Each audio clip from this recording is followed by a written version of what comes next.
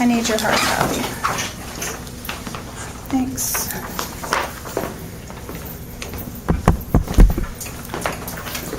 All right, Hunter's got your timer, so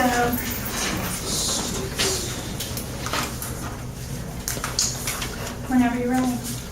Okay. Don't worry.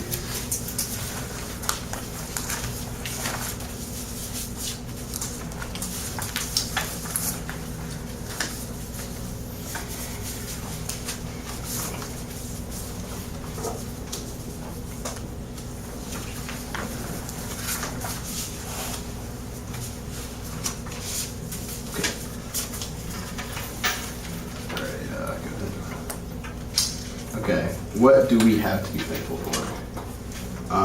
I would say definitely our nation's freedom. We are no other country compares to what we have in regards to our independence and our freedom, and we were celebrating that just a week ago for Thanksgiving. And I'll start with a quote. William Faulkner said, "We must be free not because we claim freedom, but because we practice it."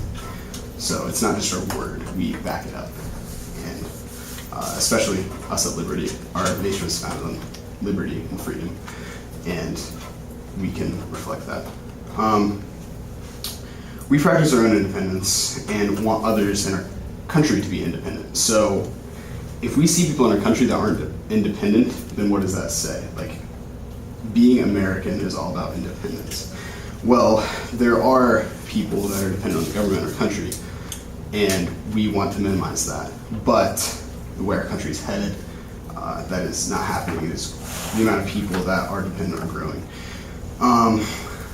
So about this, I've lived in the U.S. my whole life and have seen firsthand the problems with social welfare dependency, and I've done research on the issue, and that's what we talked about today. The U.S. social welfare system has enormous problems. It needs to be fixed through promoting independence. The U.S. ultimately is in danger economically because of this, because it is the most paid for thing by our government. And if, for those of you that are not familiar with the welfare system, it is defined by Investopedia as a program that provides assistance to needy individuals and families. And in the U.S., that is specifically the temporary assistance for needy families, or TANF program. So talking about that overspending, according to Elliot Geiser of the American Spectator, the government has spent nearly $20 trillion on the war on poverty in total. And that might not mean anything to you, but that is more than we've spent on all of our wars since the Revolutionary War, all of them together, which that amounted to $7 trillion, so it's more than double. I'll bring out the social aid here. If you see here, this lighter gray box is welfare. This is Social Security, this is defense, and this is Medicare. So this is 1 trillion, 7.25 trillion, 5 trillion, or 5 billion, 500 billion, 400 billion.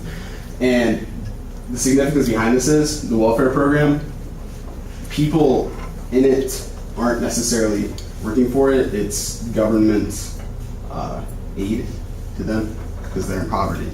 But if you look at Social Security, it is people that work for their money. They take out, what's over here? They take out, a portion of the paycheck and they put it into Social Security. They get it back when they're older, and that's being paid less. You always hear about it, running out. And whether or not that's true is up for discussion, but you never hear about the welfare system running out. And those people aren't working directly for that money. And adding on to that, we spent 13 times what we spent on welfare in the 1960s, and the percentage of poverty is still higher than it was then. So,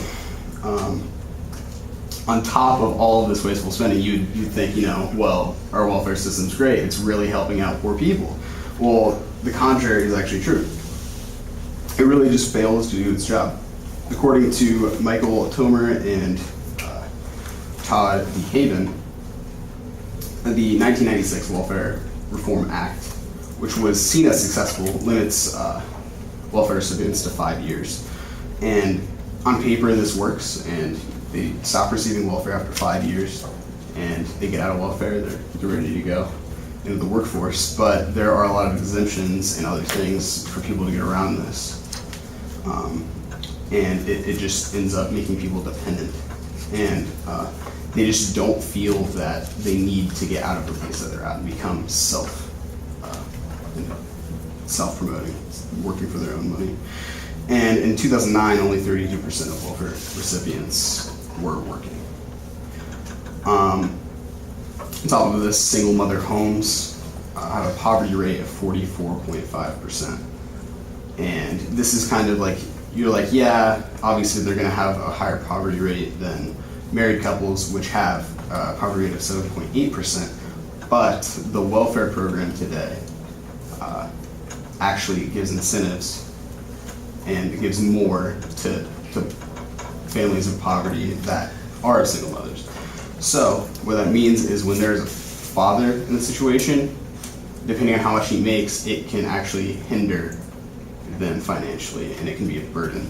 So what can happen is single mothers will have a child and then they won't marry the father because they get paid more. And this is obviously a problem.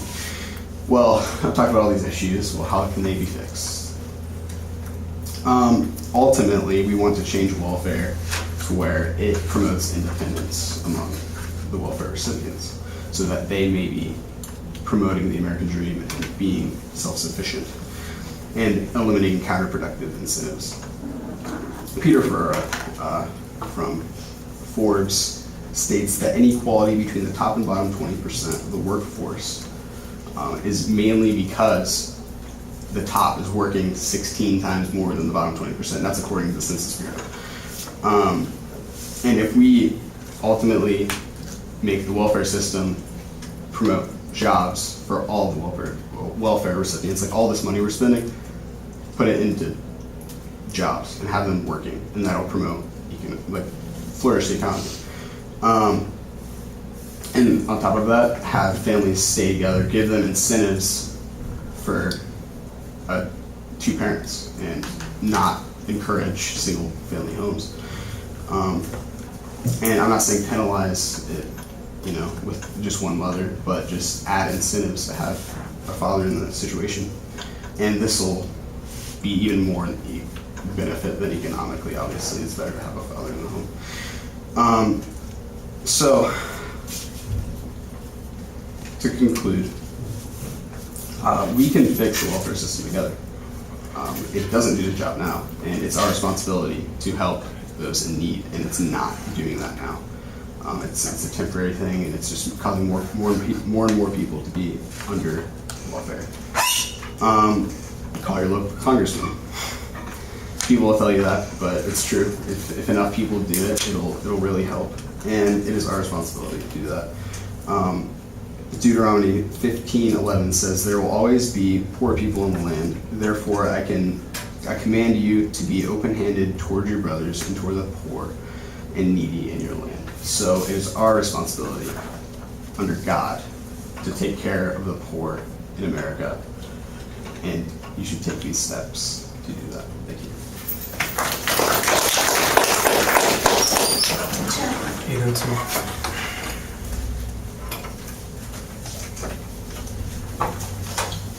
I'd take a minute and finish Joey's thing, and then maybe you can pass them all up to Noah J, and he can just make us a stack of them.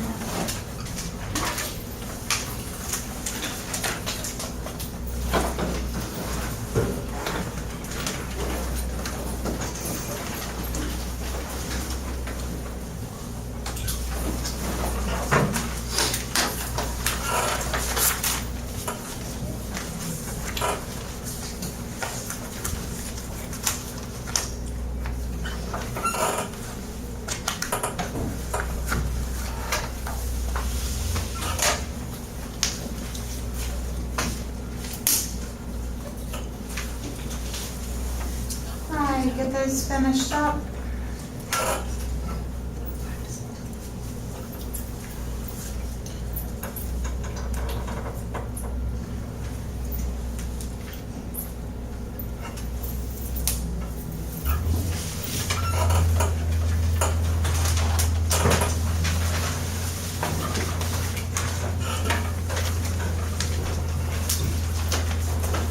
All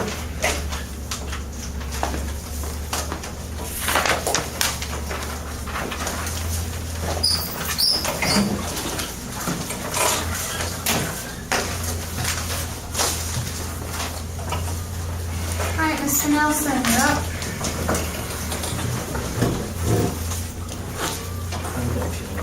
Oh, I got a copy.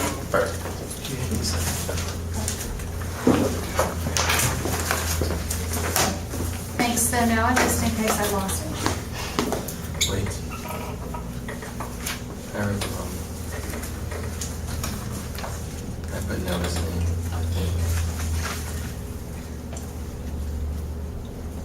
I got you.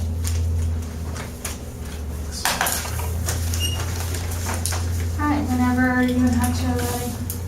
Alright. So in my research of possibly lowering the voting age, I didn't think I'd find very much support for actually lowering the voting age. But what I found is that it would actually help our economy and our government if we actually did lower the voting age.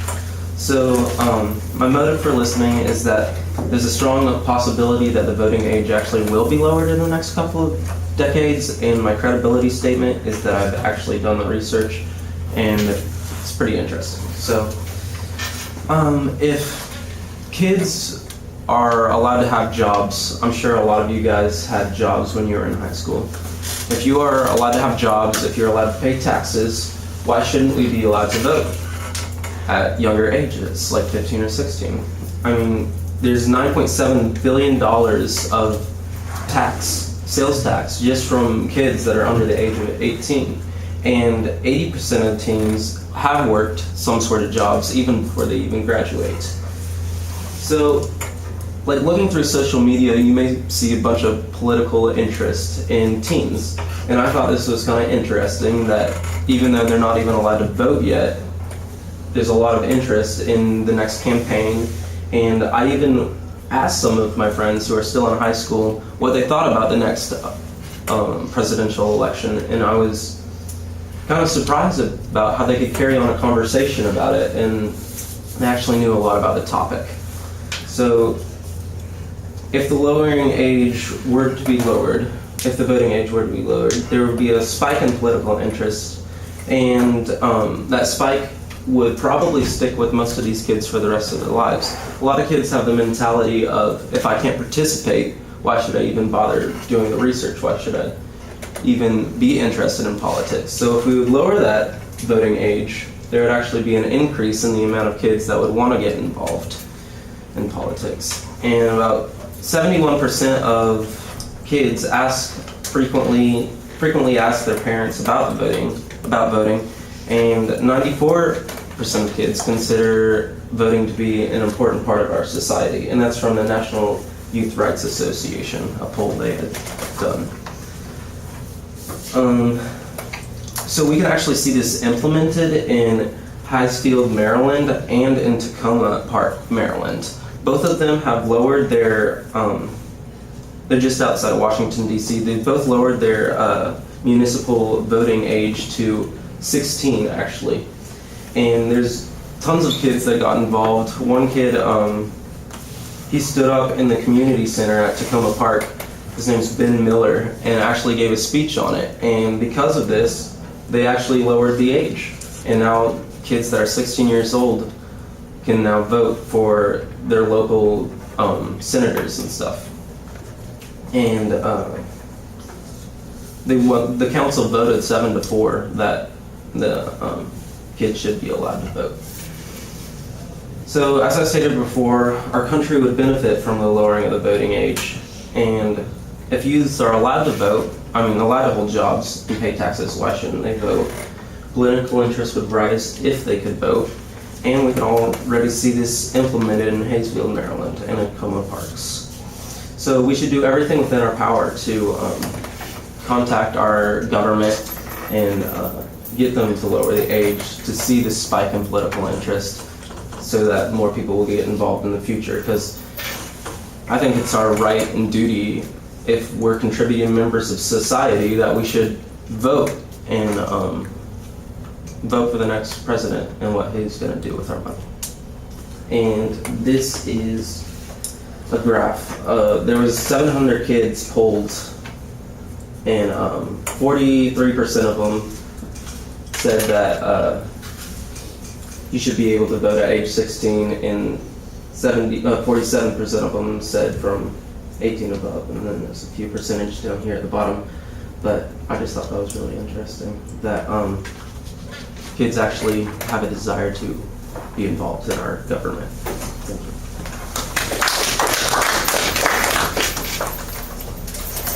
Or 37.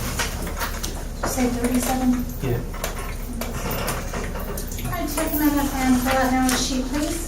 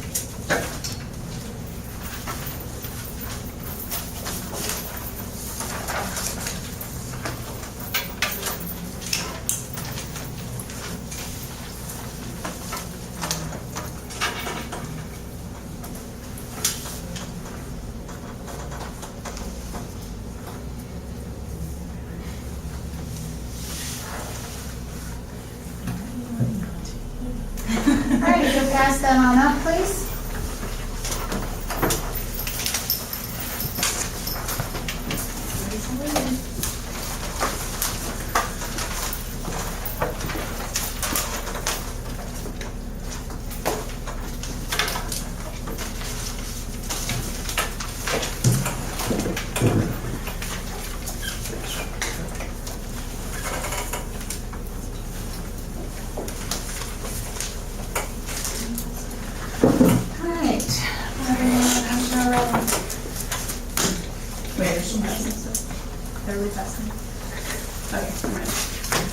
Alright, so just take a moment and imagine that tonight your RA or your landlord, if you live off campus, shows up at your door, tells you you can keep whatever you're wearing and 2 other things, and everything else is getting auctioned and you can't have it anymore, and you can't have a place to live anymore.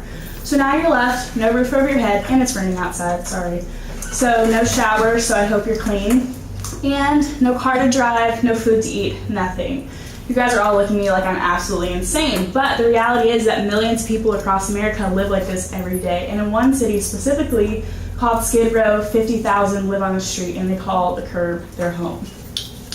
So I'm qualified because of my position as a social work student, which is really cool that I've been studying this already. And then my call as a Christian to help the least of these, as Julia was telling us earlier, and also just because of the research I perform. So, with the recent claimed emergency state of homelessness in LA, the epidemic of homelessness in America is a growing issue that demands our attention, our awareness, and our action. So I will now tell you 3 ways as Christians that we can make a dent on this rapidly growing epidemic by allowing it to have our attention, gaining and raising awareness, and stepping forward to take action and show Christ to these people who desperately are in need of Him. So first off, there are many living on the streets and without basics, and they have a name for the street. According to Skid Row officer Dion Joseph, he spoke in Convo a few weeks ago, so sorry for the repeat. Skid Row is the homeless capital of the world, and it's also the biggest homeless hub of Los Angeles. So according to a local ministry, Urban Rescue Mission, Skid Row is 54 blocks of homelessness, runaways, and people looking for a fresh start.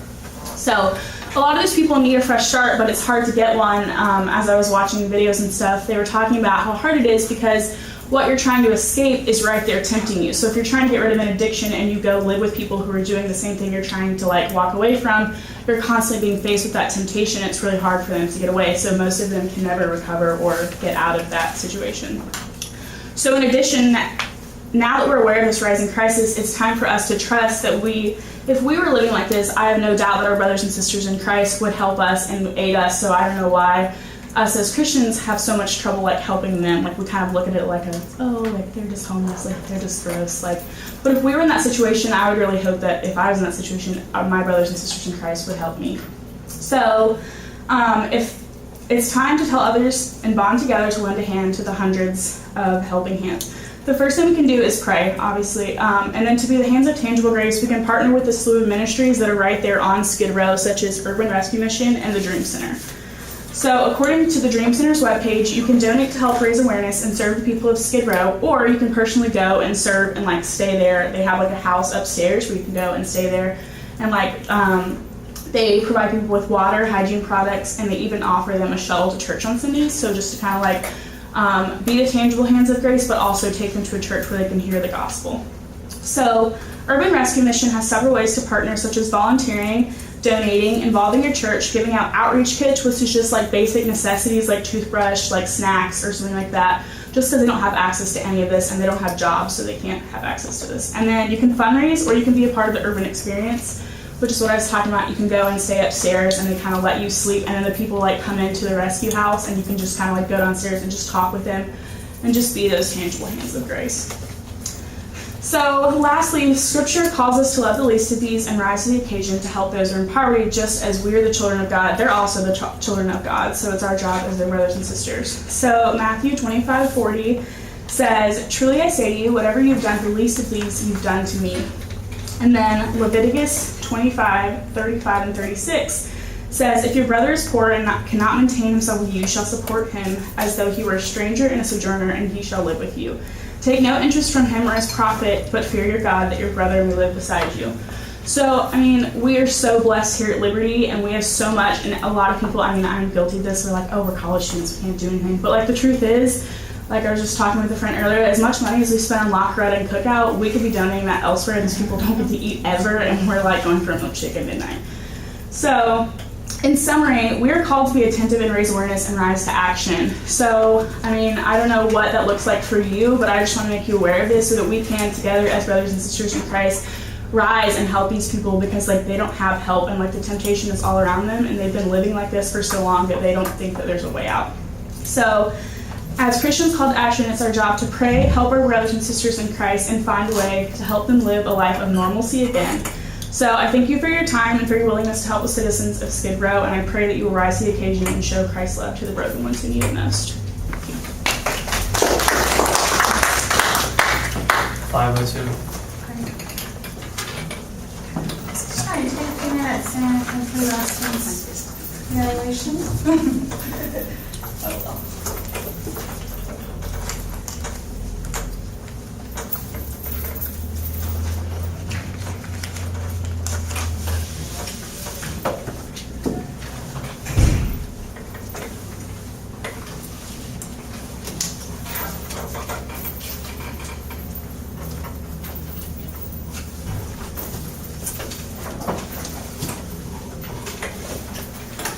Once you're done with Austyn's, if you'll pass those up, that would be great.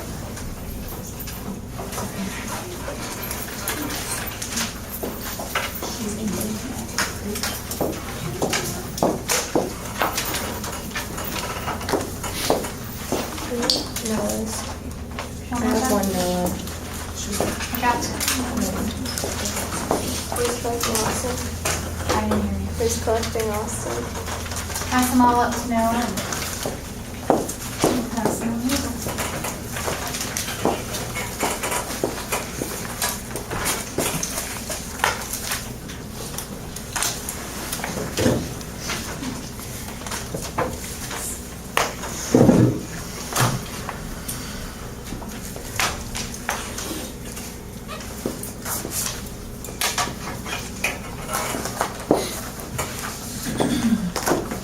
Whenever you and Hunter are ready. I'm ready. So, imagine you're back in middle school again, the good old days.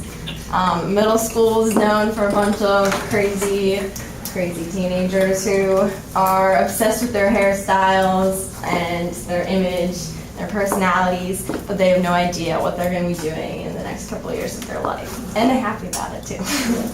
So now imagine if you woke up one day and you went to go get dressed to go to school, But instead of feeling normal, you feel as if communication is unintelligible. When you smile, it doesn't mean you're happy. And when you raise your voice, it doesn't mean that you're excited or you're angry. So now, when you talk to people, it's as if you're talking through a brick wall.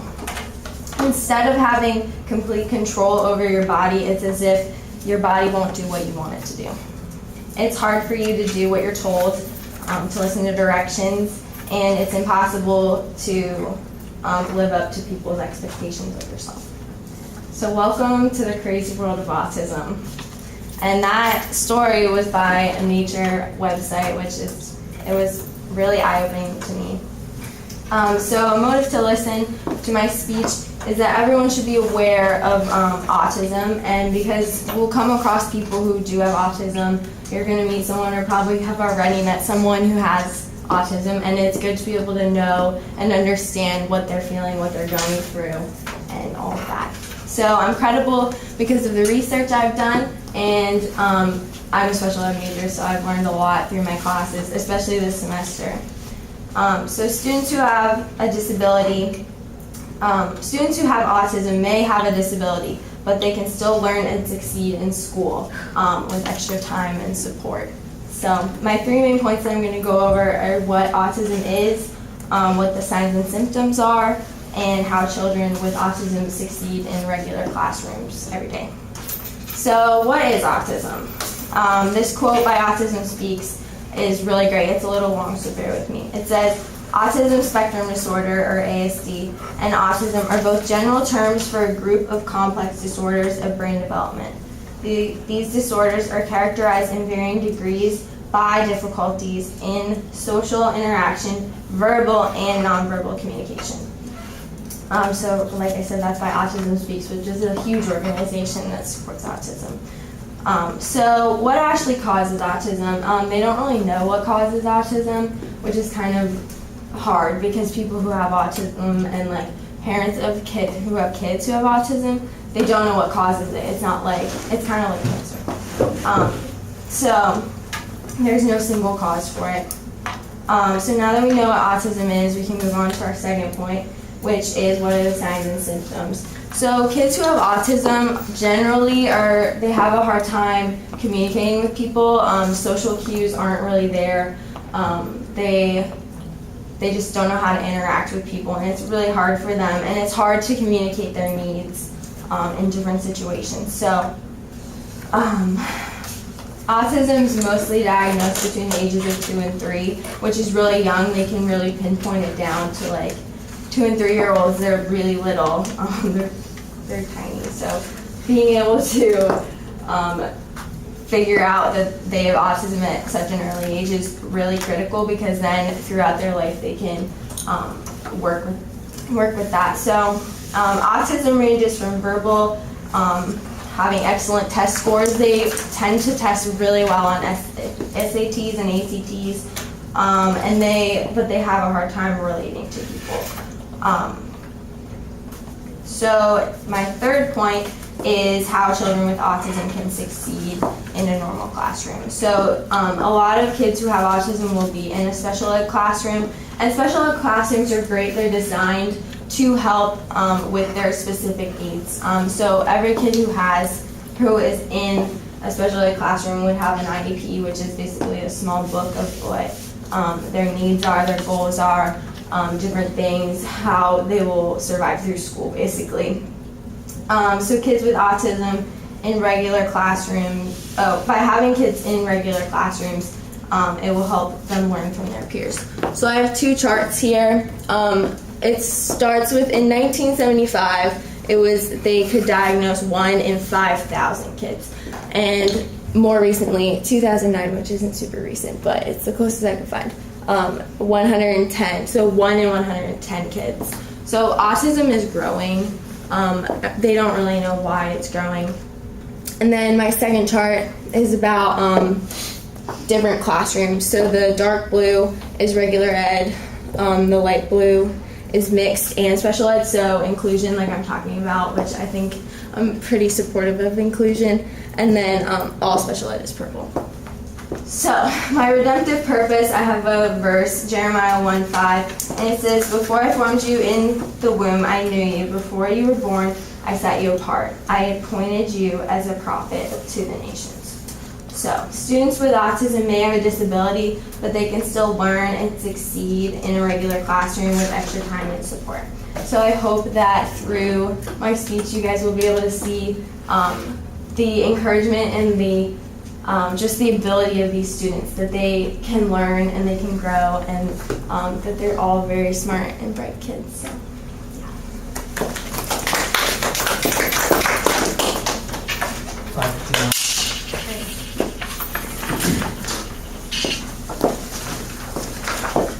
One of Sam's really good friends is autistic. It's crazy because there's such a huge range. Yeah, there is. And they, I think the reason is, while they're writing their things, I think the reason that number is higher now, Kyra, is because it's more easily recognizable. If you could find numbers from like last year, it would be even higher. Yeah. Because I think that people are more aware and you can detect it more.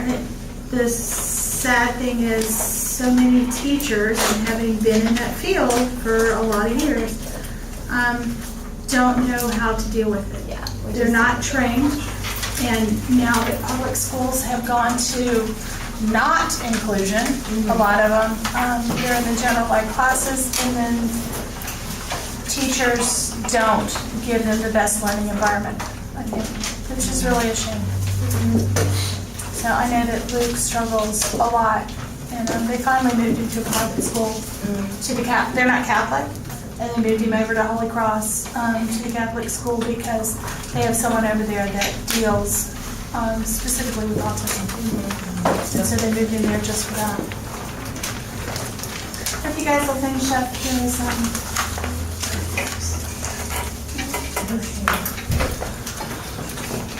thanks, hon.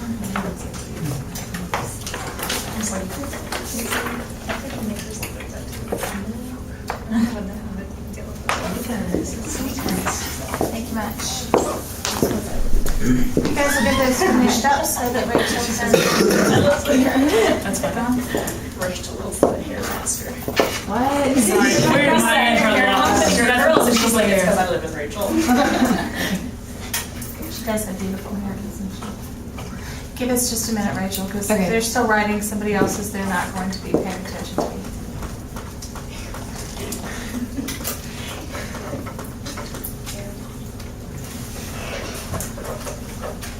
All right, you'll pass up Kyra's.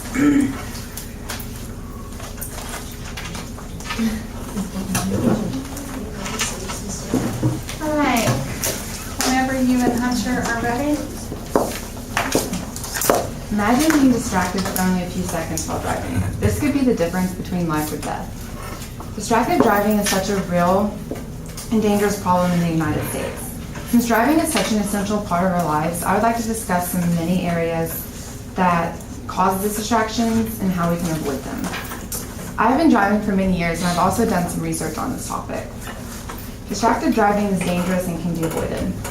I will discuss the major areas that contribute to distracted driving and the solutions, because it is such a serious and common problem. These areas include becoming lost in thought, cell phone usage, and other random activities in the car. The first major area I would like to discuss is when a driver becomes lost in thought. The most common cause of distracted driving is when the driver becomes lost in thought. Loss of focus while driving leads to many wrecks and deaths. From an article titled "Distraction in Teen Crashes," research shows that distraction is a factor in nearly 6 out of 10 moderate to severe teen crashes. Examples of these include listening to music, conversations with other people in the car, and daydreaming. All of these can cause us to decrease our awareness while driving, and it can be deadly. According to distraction.gov, in 2013, more than 3,000 people were killed because of distracted drivers, and over 400,000 more were injured. Another area that causes distraction while driving is activities in the car. Activities by the driver is the other major cause of distracted driving, and cell phone usage is the single most common cause of this. The article titled "The Effects of Texting and Driving" states 1 in 10 drivers overall, and almost half of young drivers, report texting while driving. And as you can see, the youngest age group, 18 to 29, uses their cell phones the most. And texting while driving is against the law in 46 of the 50 states. And the green states are the ones where they have a ban on texting and driving. An article called Distracted Driving, Stay Focused When on the Road states that text messaging causes drivers to take their eyes off the road for 4.6 seconds. This means at 55 miles per hour, you would go the distance of a football field without looking at the road once. Other than texting, talking in a non-hands-free way, as well as using apps and other social media on your phone, also greatly reduces the driver's ability to respond appropriately. Changing controls in the car is another activity which takes your eyes off the road. Adjusting your GPS, changing music stations, or eating are examples of this. Traffic crashes are the leading cause of death for U.S. teens. An article titled Distracted Driving, Stay Focused on the Road states that teens are especially vulnerable to distractions and are more likely to be involved in a fatal crash than any other age group because when distraction has been reported. There is a solution to this problem though. The solution, although not always easy, is to avoid these distractive activities and to concentrate on driving. When behind the wheel, it is important to focus only on driving. Concentrate, put down your cell phones, and obey the laws about texting and driving. Be careful when changing controls or eating and driving, realizing that these have the potential to cause distractions and even wrecks. In every aspect of our life, we are to do all to the glory of God. The Bible states that we are to obey the laws of the land and be good citizens. Not being a distracted driver helps yourself as well as other people on the road and may prevent a serious accident. Matthew 5:16 states, we are to be the salt in the world and an example to those around us. As a believer, we have to do the right thing, even when it is difficult, in the right way. In conclusion, distracted driving is dangerous and can be avoided.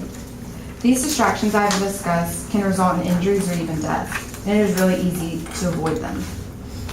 All we need to do is to make sure we concentrate on driving, we put down our cell phones, and we avoid non-essential activities. Since we expect others to be good drivers, then we should do our best to be excellent drivers as well. The Bible tells us to love our neighbor as ourselves. It also commands us to act in a way to other people as we would want to be treated, obey the laws of the land, and to glorify Him in all aspects of our lives. The choice to not be a distracted driver is totally up to you, but by being a smart driver, this will be beneficial to others as well as yourself, and it will glorify God as well as setting the proper example to those around you. Thanks for listening. 501.